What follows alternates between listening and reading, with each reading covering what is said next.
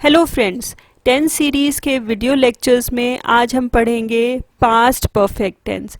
अब past perfect tense में हम डिटेल में स्टडी करेंगे इसके first sentence structure, then we'll see its uses, then we'll understand it with some examples और फिर उसके बाद लास्ट में हम प्रैक्टिस करेंगे कुछ प्रैक्टिस एक्सरसाइजेस के साथ। तो चलिए friends, one by one study करते हैं। First let us see what is its sentence structure.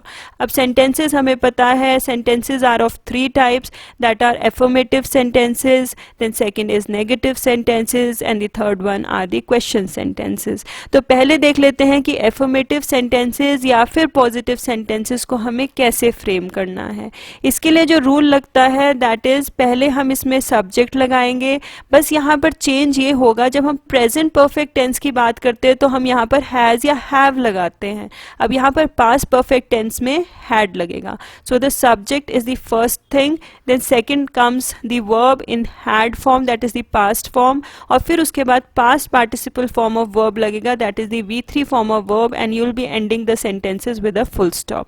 Late us understand this by the examples. पहला एग्जाम्पल है I had played। अब यहाँ पर I is the subject, then comes had and then the V3 form of verb of play, that is played। फिर एक और example देख लेते हैं, बहुत सिंपल एग्जाम्पल है। यहाँ पर आप फ्रेंड्स देखिए, यहाँ पर थर्ड फॉर्म ऑफ सब्जेक्ट लगा हुआ है, उसके साथ भी हमने हैड ही लगाना है, and then comes the V3 form of verb, that is played. अब देख लेते हैं सेकेंड टाइप ऑफ सेंटेंसेस, उनको कैसे फ्रेम करना है, that is the negative sentences. Negative sentences हमें पता है नहीं वाले सेंटेंसेस होते हैं जिसमें नॉट लगता है। इसके लिए जो रूल फॉलो होता है वो तकरीबन सेम ही रहता है, इसमें थर्ड नंबर पर नॉट लगेगा, बाकी चीज़ें सेम रहेंगी। पहले सब्जेक्ट लगेगा, फिर हैड लगेगा, फिर past participle form of verb लगेगा, that is the V3 form of verb, और फिर ऑब्जेक्ट या रेस्ट ऑफ द सेंटेंस लग जाएगा, and then you will be ending it with the full stop. इसको एग्जाम्पल से स्टडी कर लेते हैं। पहला एग्जाम्पल देखिए, I had not played। तो I सब्जेक्ट है, इसके साथ had लगा है, और यहाँ पर थर्ड नंबर पर not लगा है, and then V3 form of verb, that is played। और यहाँ पर आप कॉन्ट्रैक्शन भी यूज कर सकते हैं, had not की जगह hadn't भी लग सकता है इन informal writing. So you can say it like this also, I hadn't played। अब अगला एग्जाम्पल देख लेते हैं, he had not played। अब he is the subject, then had, and then third number पर not, और फिर V3 form of verb. Now had not को कॉन्ट्रैक्टेड फॉर्म में भी यहाँ पर हम लिख सकते हैं, जैसे he hadn't played। अब अगले सेंटेंसेस की तरफ बढ़ते हैं friends, that are the interrogative sentences और द क्वेश्चन सेंटेंसेस। अब इंटेरोगेटिव सेंटेंसेस नॉर्मली 2 टाइप्स के होते हैं, first are the yes no type and the second one are the WH question words. इन दोनों क्वेश्चन सेंटेंसेस को हम डिटेल में स्टडी करेंगे। इसके लिए जो रूल लगता है दैट इज फर्स्ट हमने यहाँ पर हैड लगाना है, देन सेकंड नंबर पे यहाँ पर सब्जेक्ट लगेगा, और फिर उसके बाद past participle form of verb, that is the V3 form of verb लग जाएगा, and then you have to end it with the question mark. क्योंकि ये इंटेरोगेटिव सेंटेंस है इसलिए लास्ट में हमें क्वेश्चन मार्क लगाना नहीं भूलना। अब इसको हम एग्जाम्पल से स्टडी करते हैं। जो फर्स्ट एग्जाम्पल है यहाँ देखिए, had he played, तो यहाँ पर पहले लग गया had, then comes the subject and then the V3 form of verb और फिर क्वेश्चन मार्क। तो ये हो गए हमारे yes no type of questions. अब जो सेकंड टाइप है यहाँ देखिए, why had he not played, ये हो गए WH क्वेश्चन वर्ड सेंटेंसेस। तो यहाँ पर जो WH क्वेश्चन वर्ड लगा है दैट इज वाई। तो ये जो रूल है इसमें हम थोड़ा सा चेंज कर देते हैं, यहाँ पर रूल में यहाँ WH क्वेश्चन वर्ड लग जाएगा और बाकी जो रूल है वो सेम रहेगा। तो यहाँ WH पहले क्वेश्चन वर्ड लगा दिया हमने वाई, फिर उसके बाद सेकंड नंबर पर लगाया हमने हैड, और फिर सब्जेक्ट लगेगा दैट इज ही। फिर अगर यहाँ पर ये नेगेटिव टाइप सेंटेंस है तो यहाँ पर इसके बाद नॉट लगेगा, and then the V3 form of verb, that is played, and then you have to end it with a question mark. So why had he not played. तो इस तरीके से हम interrogative sentences past perfect tense में frame कर सकते हैं। अब बढ़ते हैं हम इसके यूजेस पर कि पास्ट परफेक्ट टेंस के यूजेस क्या क्या हैं। तो इसका जो यूज है that is it suggest an earlier past, जो पिछला पास्ट है उसको ये सजेस्ट करता है। This means when we are talking about a past action, जब भी हम कोई past action के बारे में बात कर रहे होंगे, we will have to use the past perfect tense to refer an action that took place even earlier। जो action past से भी पहले हो चुका है, जो उससे पहले हो चुका है, उसको हम पास्ट परफेक्ट टेंस की मदद से रेफर करते हैं। चलिए इस स्टेटमेंट को हम एग्जाम्पल से स्टडी कर लेते हैं। अब फ्रेंड्स ये एग्जाम्पल आप ध्यान से देखिए, यहाँ लिखा है When I reached Rohit's house, जब मैं रोहित के घर पहुंचा, मीन्स ये एक्शन भी पास्ट में हुआ है। सो when I reached, ये सिंपल पास्ट है तो यहाँ लिखा है reached। So when I reached Rohit's house he had left for school, तो वो पहले ही, मेरे आने से पहले वो स्कूल जा चुका था। तो यहाँ पर ये action that has took place even earlier, जो पास से भी पहले हो चुका है एक्शन, जब मैं पहुंचा उससे पहले ही रोहित स्कूल के लिए जा चुका था, तो ये एक्शन उससे पहले हुआ है। So this is a past action and this is the action that happened before this past action. तो इस तरीके से हम पास्ट परफेक्ट टेंस का यूज कर सकते हैं। Now friends let us practice this by one more example. अब इस एग्जाम्पल में एक पैराग्राफ दिया हुआ है, इस पैराग्राफ को you can note down in your notebook and just practise and try filling up with the past perfect tense. अब यहाँ है, यहाँ देख लेते, प्रैक्टिस करते हैं इसे।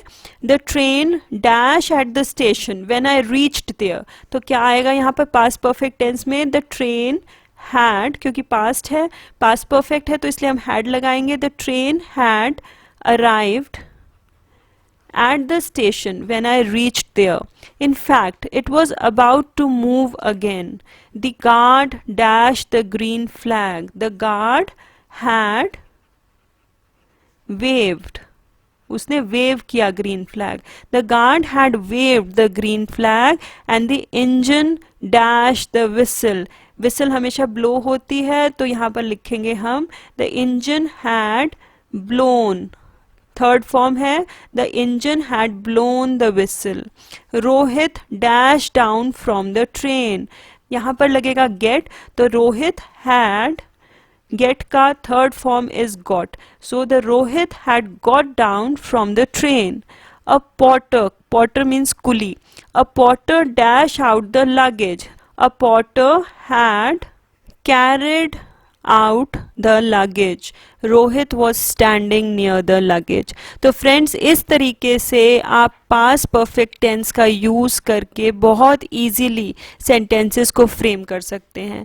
आप कोशिश कीजिए इस तरीके के पैराग्राफ्स को और फ्रेम करने की, ताकि आपको ये और क्लियर हो जाए।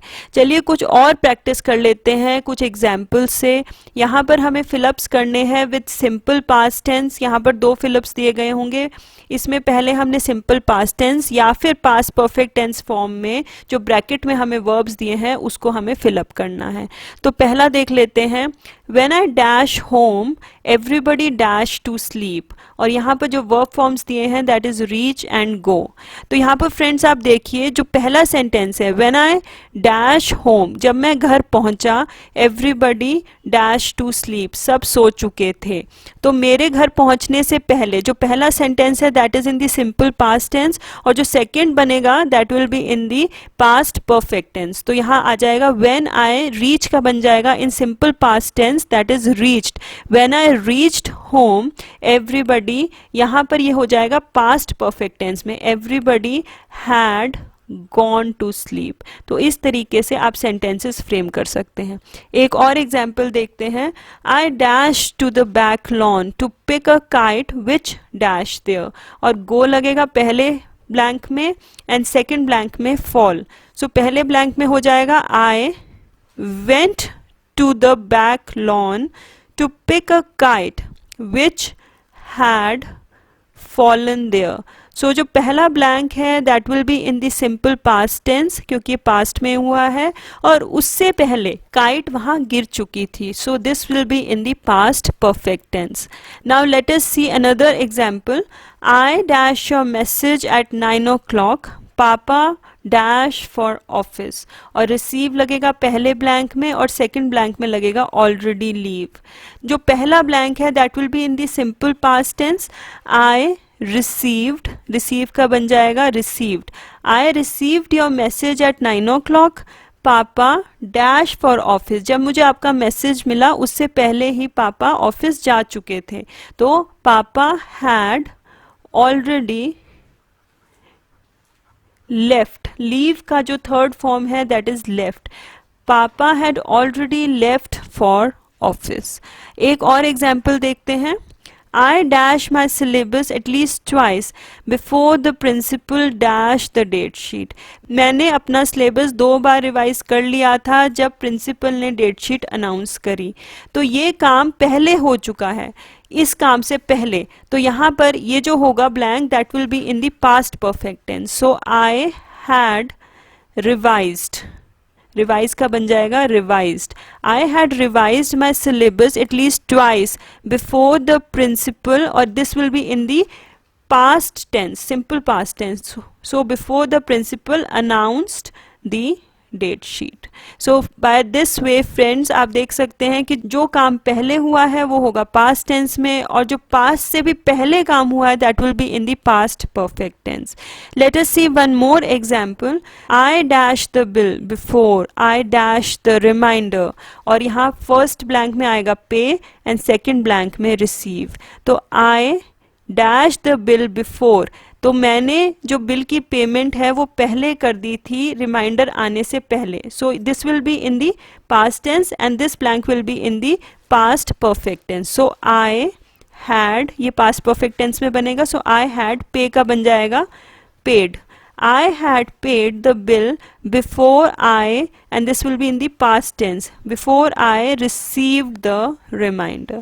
So friends, I hope कि आपको past perfect tense clear हो गया होगा, and you can practice some more examples related to past perfect tense ताकि आपको concepts और ज़्यादा डिटेल में clear हो जाएं.